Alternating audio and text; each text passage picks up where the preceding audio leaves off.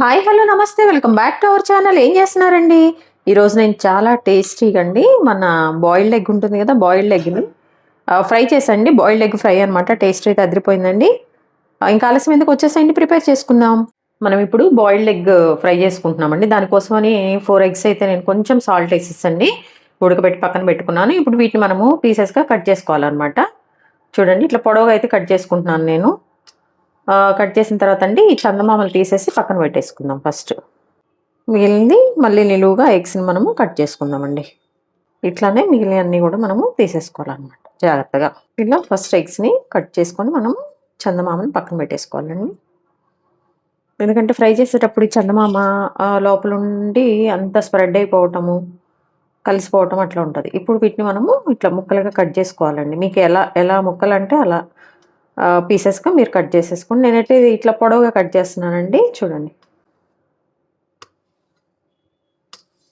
అయితే ఇట్లా పొడవుగా కట్ చేసుకుంటున్నాను. మీరు మీకు నచ్చినట్టుగా కట్ చేసుకోండి. ఎలా అయినా పొడవుగా అయినా చిన్న చిన్న ముక్కలైనా ఎలా అయినా బాగుంటుందండి బాయిల్డ్ ఎగ్ ఫ్రై. కొంచెం త్వరగా అయ్యే ప్రాసెస్ అండి. ఇంట్లో ఎప్పుడైనా అర్జెంట్ అయినప్పుడు, కర్రీస్ ఏం లేనప్పుడు, ఎగ్స్ ఉన్నప్పుడు ఎప్పుడు ఎగ్ ఆమ్లెట్, బాయిల్డ్ ఎగ్ కాకుండా ఇట్లా మనం కొంచెం పెద్ద ప్రాసెస్ ఏమి ఉండదు, వెరీ ఈజీ అనమాట. ఇందులోకి ఏంటంటే మీడియం సైజు 3 ఆనియన్స్ అండి ఇట్లా ముక్కలుగా కట్ చేశాను. దీన్ని అయితే మిక్సీ వేసుకుంటున్నాను, పేస్ట్ చేసుకుంటున్నాను. పేస్ట్ అయితే ఇంకా బాగుంటుందండి మనం చేసే రెసిపీకి. దానికోసం అని, లేదంటే మీరు ఇలా చిన్న ముక్కలు కట్ చేసి అయినా యాడ్ చేసుకోవచ్చు. చూసారండి, ఇలా అయితే మిక్సీ పట్టాను అనమాట. కొంచెం పలుకు పలుగ్గా ఇట్లా. చూసారా, ఇట్లా దీన్ని పక్కన పెట్టేస్తున్నానండి. ఇప్పుడు ప్రాసెస్ చూపిస్తాను. ఇదిగోండి, స్టవ్ ఆన్ చేసేసాను, బాండీ పెట్టేసాం. మనం ఇందులో చేసుకోవాలంటే అందులోనండి పెట్టేసిన తర్వాత మనము 3 టేబుల్ స్పూన్స్ అయితే ఆయిల్ వేసుకోవాలండి. తక్కువ కావాలంటే తక్కువైనా మీరు వేసేసుకోండి. కాబట్టి ఎగ్ కాబట్టి కొంచెం స్మెల్ వస్తుంది కాబట్టి అండి కొంచెం 3 టేబుల్ స్పూన్స్ అయితే పడుతుంది అనమాట. ఆయిల్ కొంచెం హీట్ అవగానండి మనం ముందుగా మిక్సీ జార్లో ఈ ఆనియన్స్ని ఇట్లా మిక్సీ వేసుకున్నాం కదా, ఇవి వేసేసుకోవాలన్నమాట.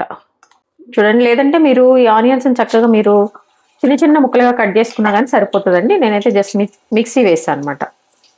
కొంచెం ఏంటంటే అండి ఈ ఫ్రై మనము రైస్లో, చపాతీలో తినటానికి కన్సిస్టెన్సీ బాగుంటుంది అనమాట. ఈ ఆనియన్స్ కొంచెము ఇట్లా బాగా చిన్న ముక్కలు చేసుకుంటే, ఇంకా మరి పేస్ట్ లాగా అయితే బాగుండదు, బట్ ఇట్లా కచ్చా పచ్చాగా ఇట్లయితే బాగుంటుంది.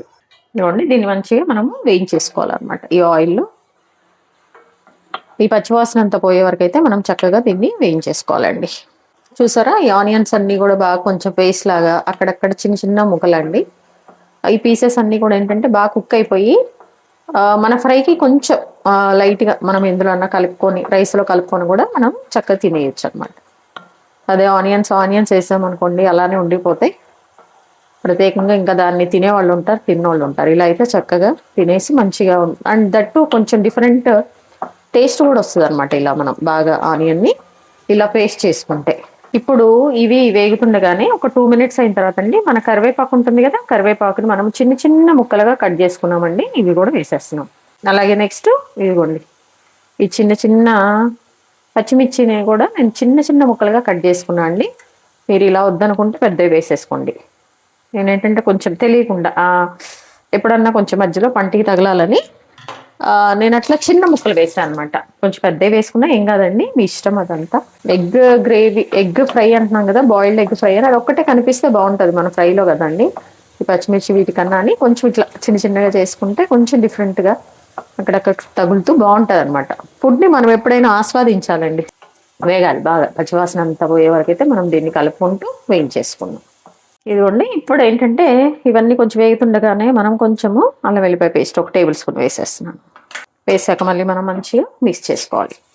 ఇందులో కూడా పచ్చివాసన వెళ్ళిపోవాలండి. అల్లం వెల్లిపాయ పేస్ట్లో కూడా పచ్చివాసన వెళ్తేనే బాగుంటుంది. చూడండి, అలాగే పసుపు అండి కొంచెం ఆడకుండా మంచిగా వేయించుకోవాలన్నమాట. అల్లం వెల్లిపాయ పేస్ట్ కూడా అండి మంచిగా కుక్ అయిపోయింది, మంచి స్మెల్ వస్తుంది అనమాట మనకి. సో ఇప్పుడు ఏంటంటే అండి చిల్లీ పౌడర్ మనం 1 టేబుల్ స్పూన్ అయితే యాడ్ చేసుకుందామండి. తర్వాత మళ్ళీ ఒకసారి మనం లాస్ట్లో కూడా యాడ్ చేద్దాం, ఎందుకంటే ఎగ్స్ వేసిన తర్వాత వాటికి కూడా పట్టాలి కాబట్టి. ఇప్పుడు ఏంటంటే ఓన్లీ దీనికోసం అనమాట. ఓన్లీ దీనికోసం అంటే అల్లం వెల్లిపాయ పేస్ట్, ఈ ఆనియన్స్ వీటి కోసం అండి. చూడండి, చక్కగా మనం వీటిని కలిపేద్దాం. కారపొళ్ళు కానీ ఏమన్నా వేసినప్పుడు అండి త్వరగా అడుగంటుగా ఉంటుంది అనమాట. కలర్ భలే ఉంది కదండి. పసుపు వేసాం కాబట్టి మనకు కొంచెం కలర్ చేంజ్ అయింది, లేదంటే రెడ్ ఉంటుంది అనమాట. చూడండి, వీటన్నిటిని కూడా మనము బాగా వేగనివ్వాలండి. ఇప్పుడు ఏంటంటే మనము చిన్నగా ఈ ఎగ్స్ అన్ని కూడా వేసుకోవాలండి. ఎగ్స్ వేసుకున్నప్పుడు ఏంటంటే ఫస్ట్ మనము పైన ఉంటుంది కదా వైట్, ఆ వైట్ వేసేసుకుందామండి. అవి వేసుకొని కలిపాక మనము ఈ లోపల ఉన్న చందమామని కలిపేద్దాం. ఎందుకంటే ఇవి చాలా డెలికేట్గా ఉంటాయండి. ఇవి కలిపేసామనుకో మొత్తం ఇంకా మిక్స్ అయిపోతుంది అనమాట. దానికోసం చూడండి, ఇప్పుడు వేసాక చక్కగా వీటన్నిటిని మనము కలిపేసుకుందాం. జాగ్రత్తగా వేసుకున్న తర్వాత అండి ఇవన్నీ ఒకసారి మంచిగా కలిపిన తర్వాత ఈ చందమామలు కూడా మనం వేసుకొని కొంచెం నీట్గా జాగ్రత్తగా కలుపుకోవాలండి. వీటిని అయితే అది వెరీ ఇంపార్టెంట్ అనమాట. అప్పుడే బాగుంటుంది. అడుగు నుంచి అండి జస్ట్ కలిపినట్టు అట్లా మిక్స్ చేసుకోవాలి. వీటిని జాగ్రత్తగా మైండ్లో పెట్టేసుకొని ఈ చందమామలు మొత్తం స్ప్రెడ్ అయిపోతే మనకి తిన్న ఫీల్ రాదు, అలాగే స్మెల్ కూడా బాగుండదు అనమాట. చూసారా, కలిపేటప్పుడు కొంచెం జాగ్రత్తగా కలుపుకోండి. చూసామా ఇట్లా ఒకసారి. అప్పుడు ఎందుకంటే లోపల ఉన్న చందమామ కూడా చక్కగా మసాలా పడుతుందండి, దానికోసమని చెప్తున్నాను. ఎంతైంది తినొచ్చు మనము చక్కగా. టమాటా పప్పు కానీ ఇట్లా వేసుకున్న, ఉట్టి రైస్లో తినేయచ్చు, పప్పు చారుతో తినేయచ్చు.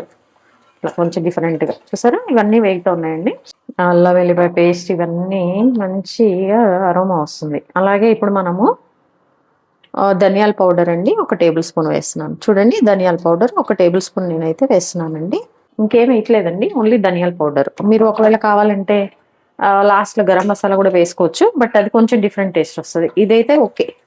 ఇదిగోండి, వేసాక మళ్ళీ ఒకసారి మనము పైకి కిందకి ఇలా జాగ్రత్తగా కలిపేసుకోవాలన్నమాట. చూసారా, ఇదిగోండి ఈ గ్రేవీ అంతా ఇట్లా ఉంది కదా, మనము తినేటప్పుడు బాగుంటుంది అనమాట. దానికోసమని చెప్పాను.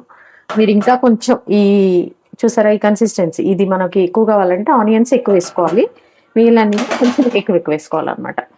అలాగే ఇందాక మనము 1 టేబుల్ స్పూన్ ఇది వేసాం కదండి చిల్లీ పౌడర్, ఇప్పుడు 1 టేబుల్ స్పూన్ వేసేద్దాం. ఘాటు చూసుకొని వేసుకోండి. పచ్చిమిర్చి కూడా వేసాం కదా, కొంచెం ఆ ఘాటు అదంతా కూడా మీరు బ్యాలెన్స్ చేసుకునే విధంగా వేసుకోండి. ఈ టేబుల్ స్పూన్ వేసాక మళ్ళీ ఒక్కసారి మనం మిక్స్ చేసుకున్నాం. ఇప్పుడు మనం టేస్ట్ సరిపోయినంత సాల్ట్ వేసుకోవాలండి. మనం సాల్ట్ ఎక్కడ వేయలేదన్నమాట, సో ఫ్రై కదండి.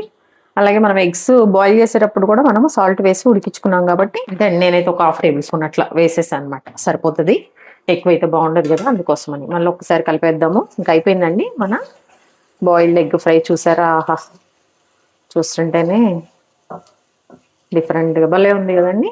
చూసారా, ఇప్పుడు లాస్ట్లో ఏంటంటే అండి ఇందులో కొంచెం కసూరి మేతి, ఇది గినక కొంచెం వేసామంటే ఏ కూరకైనండి భలే టేస్ట్ వస్తుంది అనమాట.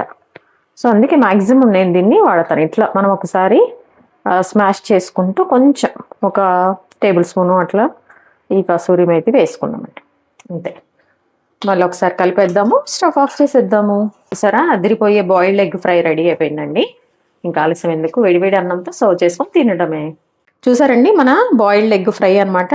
డిఫరెంట్గా కొంచెం త్వరగా అయిపోయే రెసిపీ అనమాట. టేస్ట్ అయితే అదిరిపోయిందండి. ఇది చపాతీ కానీ రైస్కి కానీ వేడివేడి అన్నంలో అయితే అసలు ముద్ద వదిలిపెట్టకుండా తినేస్తారండి.